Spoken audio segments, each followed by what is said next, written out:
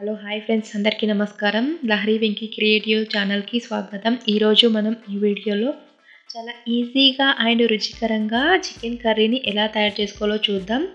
ఈ chicken curry అనేది మంచి గ్రేవీతో చాలా బాగుంటుంది. ఒక్కసారి ట్రై చేసి చూడండి. నేనైతే ఇక్కడ 1/2 kg వరకు చికెన్ని తీసుకున్నాను. నీట్గా వాష్ చేసుకొని టేస్ట్కి సరిపడా సాల్ట్ని, అలాగే కొద్దిగా పసుపుని, ఒక 1 టేబుల్ స్పూన్ వరకు అల్లం వెల్లుల్లి పేస్ట్ని వేసుకున్నాను. అలాగే 1.5 టేబుల్ స్పూన్ వరకు ఈ కారంని కూడా యాడ్ చేస్తున్నాను. ఇలా ఒకసారి అయితే బాగా పట్టించాలి చికెన్కి. అలాగే ఒక 1 టేబుల్ స్పూన్ వరకు గరం మసాలాను కూడా యాడ్ చేస్తున్నాను. ఇలా చికెన్కి మసాలా మొత్తం బాగా పట్టే విధంగా ఇలా ఒకసారి బాగా కలుపుకొని పక్కన పెట్టుకోవాలి. ఇప్పుడు మంచి గ్రేవీ రావడానికి కోసం స్టవ్ ఆన్ చేసుకొని ఒక పాత్ర పెట్టుకొని ఒక 2 ఆనియన్స్ని పొడవుగా కట్ చేసుకోవాలి. ఒక 2 టేబుల్ స్పూన్ వరకు ఆయిల్ వేసుకొని ఆనియన్స్ని వేసుకొని ఒక 1 మినిట్ వరకు ఫ్రై చేసుకోవాలి. తర్వాత ఒక టమాటాని సన్నగా పొడుగా కట్ చేసుకొని వేసుకోవాలి. టమాటా కూడా కొద్దిగా సాఫ్ట్ అయ్యే వరకు రెండింటిని కాసేపు ఉడికించుకోవాలి. ఒక 1 to 2 మినిట్స్ వరకు ఉడికించుకోవాలి ఆయిల్లో.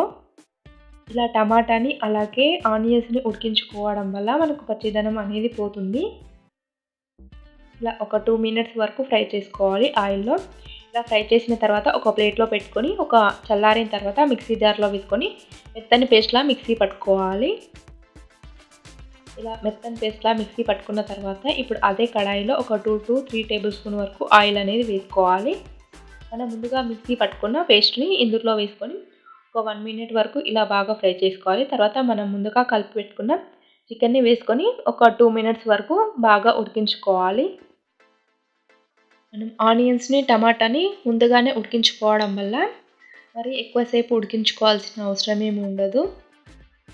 టమాటా అలాగే ఆనియన్ పేస్ట్ మొత్తం చికెన్ ముక్కలకి బాగా పట్టే విధంగా బాగా కలుపుకోవాలి. ఇలా మంచిగా కలుపుకోవాలి. చికెన్ ముక్కల్ని కూడా కొద్దిసేపు ఆయిల్లో అలా ఫ్రై చేసుకోవడం వల్ల టేస్ట్ కూడా బాగుంటుంది. మనం ముందుగానే అన్నీ కలిపి పెట్టుకున్నాం కదా, ఒక 2 మినిట్స్ ఉడికించుకోవాలి. తర్వాత వాటర్ అనేది యాడ్ చేసుకోవాలి.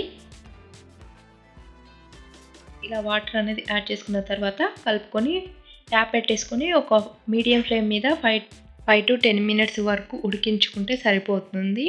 ఇలా 5 to 10 మినిట్స్ తర్వాత ఇలా ఈ విధంగా అయితే ఉడుకుతుంది. చికెన్ ముక్కలు అనేది బాగా ఉడికిన తర్వాత ఫైనల్గా కొత్తిమీరని యాడ్ చేసుకోవాలి.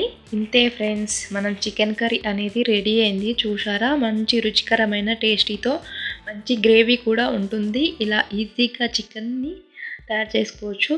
ఈ చికెన్ అనేది రోటీ అలాగే పుల్కా అన్నం ఏ కాంబినేషన్లో అయినా బాగుంటుంది. థిక్ గ్రేవీతో మంచి టేస్టీ అయిన చికెన్ కర్రీ అనేది రెడీ అయింది. వీడియో కనుక మీకు నచ్చినట్లయితే లైక్ చేయండి, షేర్ చేయండి, మా ఛానల్ని సబ్స్క్రైబ్ చేసుకోండి. అలాగే మర్చిపోకుండా సబ్స్క్రైబ్ చేసుకోండి. ఇలాంటి కొత్త రెసిపీస్ కావాలంటే మా ఛానల్ని ఫాలో అవ్వండి. Thank you for watching this channel.